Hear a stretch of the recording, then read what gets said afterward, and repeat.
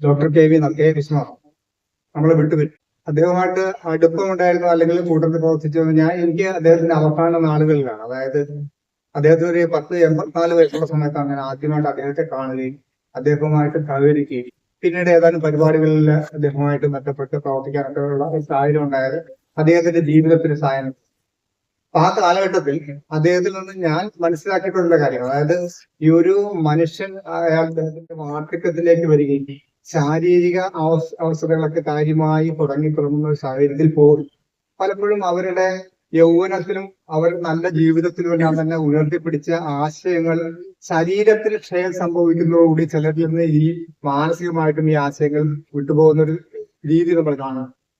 ശരീരം വളരെയധികം ആക്റ്റീവായിരിക്കുന്ന സമയത്ത് ധാരാളം വായിക്കുകയും പ്രവർത്തിക്കുകയും എല്ലാം ഇടപെട്ട് നിൽക്കുകയൊക്കെ ചെയ്യുന്ന ആൾക്കാർ, അവർക്ക് അതിനനുസരിച്ചുള്ള ശാരീരിക ക്ഷമത കുറയുന്ന സമയത്ത് നമ്മളുടെ വായനകൾ പുതുക്കുന്നു, നമ്മളുടെ പ്രവർത്തനങ്ങൾ പുതുക്കുന്നു. അങ്ങനെ വരുമ്പോൾ അവർ പലപ്പോഴും കൊണ്ടു നടന്ന ആശയങ്ങളെ കാലഘട്ടത്തിന് അനുസരിച്ച് നവീകരിക്കാൻ പറ്റാതെ വരുന്ന സാഹചര്യത്തിൽ പലരും ആദ്യകാലത്തുണ്ടായിരുന്ന ആശയങ്ങളിൽ നിന്ന് പുറകോട്ട് പോകുന്ന ഒരു പ്രവണത നമ്മൾ കാണുന്നു. അത് ഞാനിപ്പോ ഇവിടുത്തെ എടുത്ത് സൂചിപ്പിക്കാനുള്ള കാരണം വെച്ചാല് ഡോക്ടർ നാഥിൽ അങ്ങനെ ഒരു കാര്യം ഉണ്ടായിട്ടില്ല. ഈ 84-ാമത്തെ വയസ്സിൽ ഒരു കുടുംബ സംഗമത്തിൽ ചിറ്റാടിസ്ഥാനത്ത് നടന്ന ഒരു ദീപകാശിന്റെ വീട്ടിൽ വെച്ച് നടന്ന കുടുംബ സംഗമത്തിന് അദ്ദേഹം ആ സംഗമത്തിന്റെ ഒരു കാരണവരായിട്ടാണ് വന്നിരുന്നത്.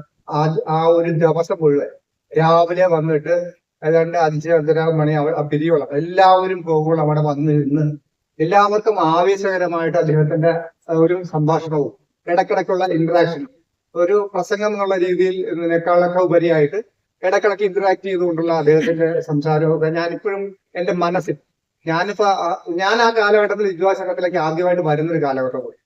നേരത്തെ ഈ വിശ്വാസ ആശയമുണ്ടെങ്കിലും ഈ സംഘടനാ രൂപത്തിനുള്ളിലേക്ക് ആദ്യമായിട്ട് വരുന്ന കാലഘട്ടത്തിൽ അന്ന് അദ്ദേഹമായിട്ടുള്ള ആ ഇടപെടൽ നമുക്ക് മനസ്സിൽ ഒരുപാട് ഒരു നമ്മൾ മുന്നോട്ട് നയിക്കുന്നതിന് വേണ്ടിയിട്ട്, ഈ ചിന്താഗതികൾ കൂടുതൽ ബലപ്പെടുത്തുന്നതിന് വേണ്ടിയിട്ട്, കൂടുതൽ പഠിക്കുന്നതിന് വേണ്ടിയിട്ട് ഒക്കെ തന്നെ നമ്മളൊരു പ്രായം ഒരു പ്രശ്നമല്ലെന്നും നമ്മൾ കൂടുതൽ പ്രായമാകുന്നതനുസരിച്ച് വായനകൾ കുറയ്ക്കുകയല്ല, വായനകൾ കൂട്ടുകയാണ് വേണ്ടതെന്ന്.